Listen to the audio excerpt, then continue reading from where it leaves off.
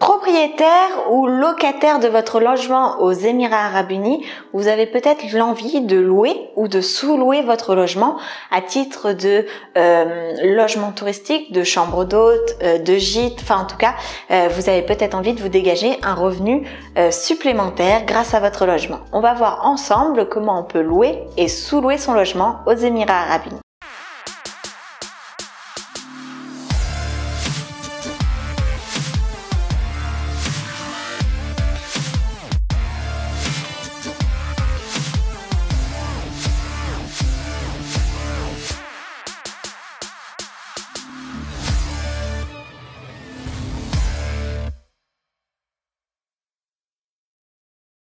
On va voir dans une première partie comment vous pouvez louer votre logement en tant que propriétaire et dans une seconde partie, on va examiner comment on peut sous-louer son logement si l'on est locataire du bien immobilier. On va voir ensemble 7 grandes étapes en tant que propriétaire pour louer votre logement à titre de logement touristique.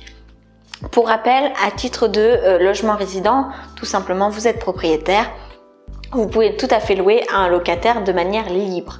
Pour le coup, louer en tant que logement touristique, ça va relever d'une autre catégorie et d'une autre façon de faire, tout simplement parce que vous dégagez un revenu. Et donc pour tout ce qui est activité lucrative aux Émirats Arabes Unis, vous avez souvent besoin soit d'une licence, soit d'un permis, et c'est ce qu'on va voir ensemble maintenant. Première étape, vous allez aller sur le site Holiday Homes, dont je vous mettrai le lien en description de la vidéo, qui est un site du gouvernement et plus précisément du département du tourisme. Donc vous allez sur ce site, vous faites un compte utilisateur dans lequel vous déclarez être propriétaire. Une fois que vous avez reçu la validation pour la création de ce compte en ligne, en tout cas de votre espace utilisateur sur ce site web, vous allez pouvoir désigner une personne qui sera responsable auprès du gouvernement et auprès du département du tourisme pour la bonne gestion de ce logement, pour la bonne maintenance du logement et pour on va dire le bon maintien, les bonnes relations que vous pourriez avoir avec vos futurs locataires. Donc, vous mettez les détails de cette personne, ce peut être soit vous en tant que propriétaire, soit une agence, soit une personne tierce qui s'occupera de vous trouver peut-être les locataires, de peut-être les faire sortir, et donc tout ce qui est bail d'entrée, bail de sortie, récupération des clés, caution, etc. Donc ça, c'est la première grande étape. Une fois que ce compte est validé et que vous avez désigné une personne en charge de votre logement, vous allez devoir uploader votre Emirates ID, votre copie du passeport sur le site. Au bout de 2 à 3 jours ouvrés, votre compte est validé. Une personne de Dubaï Tourisme, en tout cas du département du tourisme, va vous contacter pour vous dire quelles sont les pièces supplémentaires à donner pour la location de votre logement. Donc parmi ces pièces supplémentaires, en toute logique, il va y avoir le contrat qui montre votre propriété sur le bien, donc tout simplement votre acte de propriété. Vous allez avoir à montrer aussi votre EJARI, qui est l'enregistrement administratif de votre logement dans le système du gouvernement. Votre compte et vos documents vont être approuvés sous 2 à 3 jours ouvrés.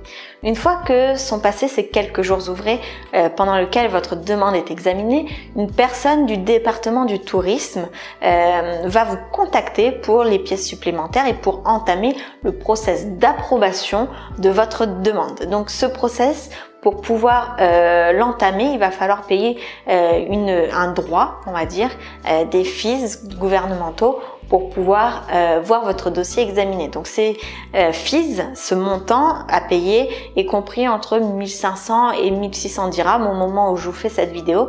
Ils seront peut-être amenés à évoluer par la suite. Donc je vous laisserai tous les liens afférents à ce sujet dans la description de la vidéo pour que vous puissiez vous maintenir à jour sur ce sujet. Une fois que tout est approuvé, vous allez devoir payer ce qu'on appelle un permis de location de votre bien immobilier. immobilier à titre touristique. Donc quand je fais une différence entre le tourisme et le résident, comment on distingue? Tout simplement que le bail résident a vocation en général à être étalé sur 1 an et ce sont des contrats d'1 an renouvelables. Sur la partie touristique, ce sont des contrats d'une durée maximum de 3 mois sur une année entière. Donc c'est vraiment pas des logements qui sont destinés à être utilisés en tant que logement résident. Dernière chose par rapport à ce permis est payant. Il est de 300 dirhams. Donc si je dois convertir ça en euros, ça doit être entre 60 et 70 euros par chambre louée. Dernière chose peut-être à bien retenir, c'est que vous êtes seul responsable de la bonne maintenance du logement, de sa connexion à l'électricité, de son bon fonctionnement, du bon comportement de vos futurs locataires, et sachez et attendez-vous à ce qu'il y ait des inspections régulières de la part de l'inspection du département de Dubaï Tourisme. Donc ça, c'était pour la partie propriétaire. Pour la partie locataire, locataire d'un bien immobilier qui aimerait sous-louer son logement, on va être sur une procédure plus ou moins identique à quelques petits éléments près que je vais vous donner maintenant. 3 grandes différences entre le fait de louer en tant que propriétaire et sous-louer en tant que locataire. La première chose et la chose la plus importante, c'est que ce soit autorisé par votre contrat de location. Plus un certificat de non-objection, donc ce qu'on appelle ici NOC, un certificat de non-objection de la part de votre propriétaire qui vous autorise à sous-louer votre logement. Deuxième chose, vous allez devoir uploader sur le site web, en plus de ce que je vous ai déjà dit pour le cas du propriétaire, l'enregistrement EJARI de votre bail et ainsi que votre contrat de bail, donc votre contrat de location de la résidence. Enfin, dernière différence entre le fait d'être propriétaire ou locataire, le locataire qui sous-loue un logement est limité à un seul logement, là où le propriétaire peut louer à titre touristique beaucoup de logements, peut-être 1, 2, 5, 10 logements différents, là où le locataire, lui, sera limité à un seul logement pour sa personne. Pourquoi cette facilité, en tout cas pourquoi ce nouveau process pour vous permettre de peut-être arrondir vos fins de mois, louer un logement à titre touristique ou sous-louer un logement si vous êtes locataire? Tout simplement parce que pour l'Expo 2020, qui se déroulera en octobre 2021. On attend un certain nombre de touristes aux Émirats, de toute nationalité, qui pourraient avoir envie d'avoir d'autres types de logements que les hôtels, et donc pour, on va dire, affronter peut-être l'afflux de touristes qui va arriver à ce moment-là, on a élargi, en tout cas le gouvernement a élargi la possibilité de louer et de sous-louer son logement à des touristes. J'espère que cette vidéo vous aura éclairé sur le sujet. Je vous laisse tous les liens que j'ai utilisés pour la vidéo dans la description. Donc si vous avez la moindre question, n'hésitez pas à les consulter. S'il y a des questions qui ne sont pas répondues par ces liens, n'hésitez pas à les poser en commentaire. Je vous souhaite une excellente journée. Je vous dis à très vite dans une prochaine vidéo.